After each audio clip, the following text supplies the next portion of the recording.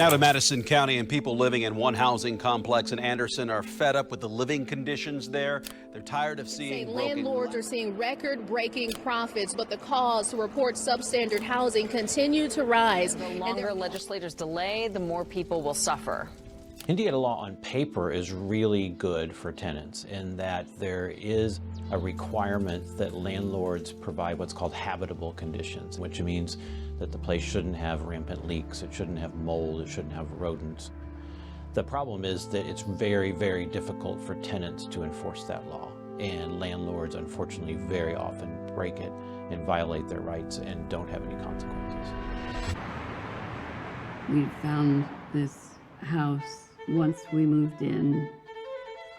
There were a lot of things that were not okay. The backyard was filled with trash. The bathroom floor sagged, mouse droppings everywhere. Only the stove worked, the oven did not. The walls were all water damaged. One of the windows leaked. So I ended up calling code enforcement. And at that point, I was not going to spend any of my money to fix up their house that they refused to fix. When the tenants do complain to the landlord, and when the tenants do complain to the Board of Health to try to get their rights enforced, the landlords oftentimes will retaliate against them. They'll either file an eviction claim against them, or really often they'll say, you know what, I'm not going to renew your lease. And then the family has to move. And they shouldn't be retaliating against people, but it happens all the time. Yes, I lived actually down the street from here. Lived there for just about 3 years. You know, they would not fix anything. I would send orders constantly. There really wasn't anything I could do until I went to the State House for a rally, and it was like as soon as I gave that speech and I was on TV, roaches, mold, mice, and rats. All of a sudden I was getting knocks on the door by the maintenance to replace my refrigerator, to fix my door, but at the same time they were just preparing for me for when I was on my way out, because they were determined I was not going to stay. And it seemed like the leasing office was trying their best not to let me get caught up with my rent. Instead of charging $75, which was the amount total in late fees every month, I was being charged $250 to $500. And so they filed for eviction. I left on April 7th. I was told once again by the judge that I would not have a judgment, and now there's one on my record. And that's why I haven't been able to find a place. So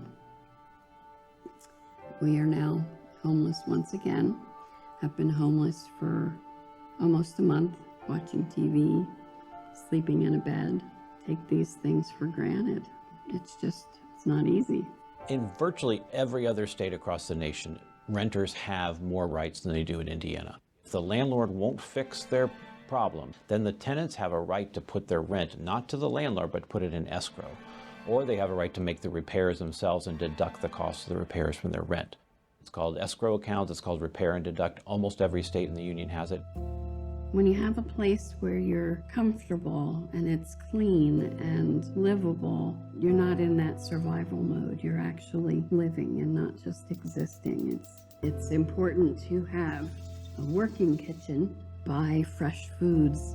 It's important to have a clean home that's not filled with bugs. It's just important to live in a place where you're comfortable and not worrying about the next shoe dropping.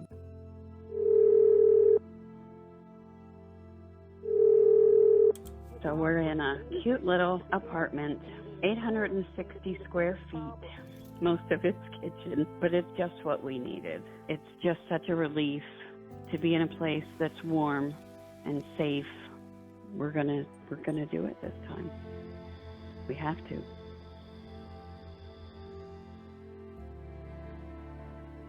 I'm just trying not to be frustrated. I'm still hopeful, but at the same time, it's getting colder. A friend of mine put us up in a hotel from Tuesday to this past Monday. And I cried the night before because I didn't want to get back in the car. And I'm just trying to stay hopeful, but it's so hard.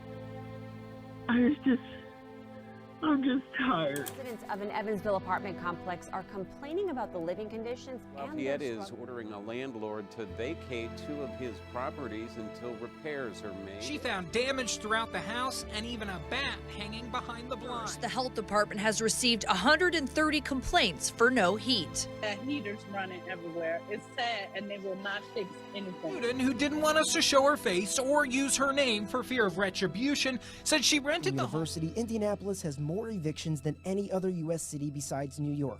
He says many are evicted after reporting unsafe living conditions or health violations that landlords are. Enacting a rent escrow procedure and creating repair and deduct laws isn't going to solve our eviction crisis. It's not going to make sure everyone has affordable housing to live, but it would be a really important step on the path to making sure that housing is a human right and making sure that the families in Indiana can rely on a safe and secure place to live.